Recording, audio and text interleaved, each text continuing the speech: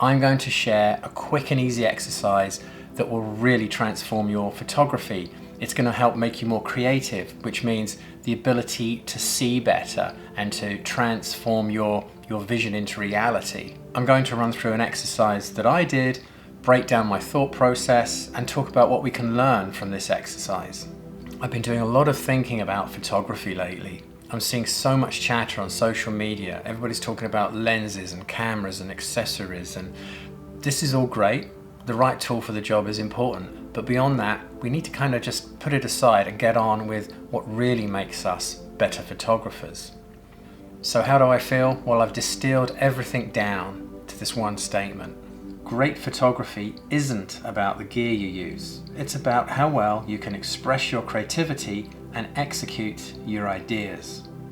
The only way to work on our creativity and the way we see things is to grab our cameras and go out and practice.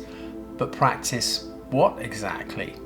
Well, in this exercise, we're going to practice 3 things that need to work together to create what I believe is a really good image, or can contribute to creating a really good image, and that is composition, story, and light. Now the good news is you don't need to travel far to do this or spend any money. You just need a subject to shoot with and 15 to 20 minutes time to practice. In this example, I popped into a church. Actually, it was a cathedral, and I found a subject, a nice statue, and I spent 15 to 20 minutes figuring out how I could shoot that subject utilizing good composition, story, and lighting. So in most churches or village squares, you're going to find a statue, something like this. If we like the statue, we may shoot this type of shot. It shows a little bit of context, but it's fairly uninteresting. This really is a record shot, so the first thing we need to do is work on the composition. I'm going to go in really close and isolate the subject, so at least we can see what it is and get a little bit of a story coming through at the same time. We can now see it's a priest with a little boy. It's a Catholic cathedral. What I'm doing here is working on my composition.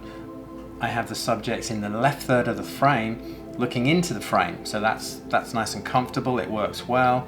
It has a calm feel, very monochromatic, soft light. It's a good start, but what I want to do is really push things, create something a little bit more interesting, a little bit more dynamic. I put the camera really low to the ground to create an interesting perspective. Getting the candles in the foreground, nice bright orange to catch your eye, and that leads you up through some very powerful leading lines and diagonals to the priest, to the subject. Now from a composition point of view, it's looking good, but the subject, not so much.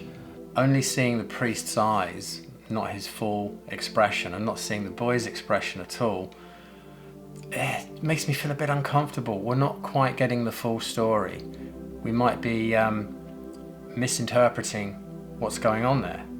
I took another shot, similar angle, and just as a side note, I want to just demonstrate the importance of the way you post-process your image and how that can affect the story that you're telling with that image. It can totally change the narrative. And as an exaggerated example, here's a version I made darker and cooler, and it creates a slightly sinister feel.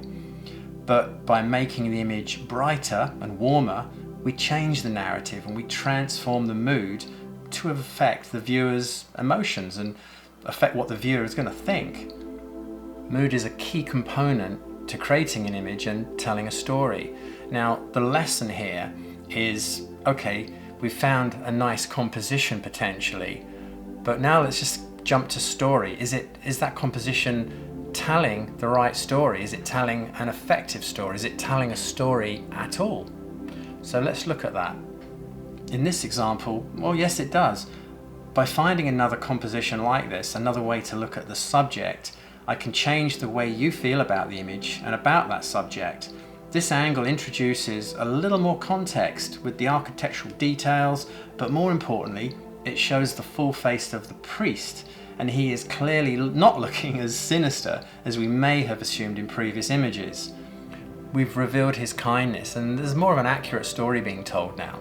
When I show both faces, we can see the boy is welcoming the interaction. We didn't see this before, so we could only make assumptions. Now we can see. We've got the full story, if you like.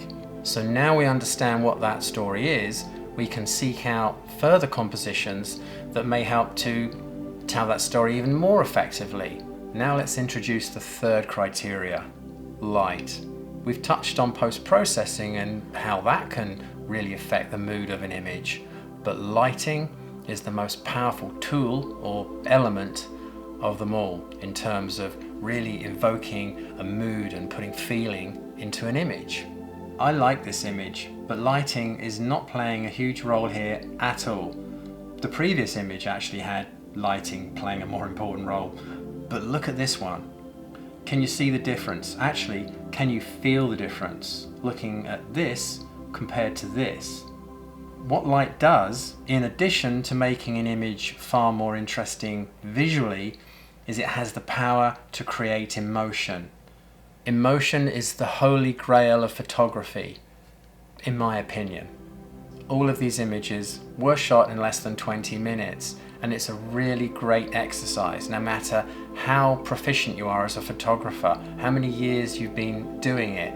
We get rusty, and times like this where we can't go out and travel too much, we've got to keep in check, keep practicing. So now it's your turn to take up the challenge, grab your camera, go out and practice, work on your creativity. See ya.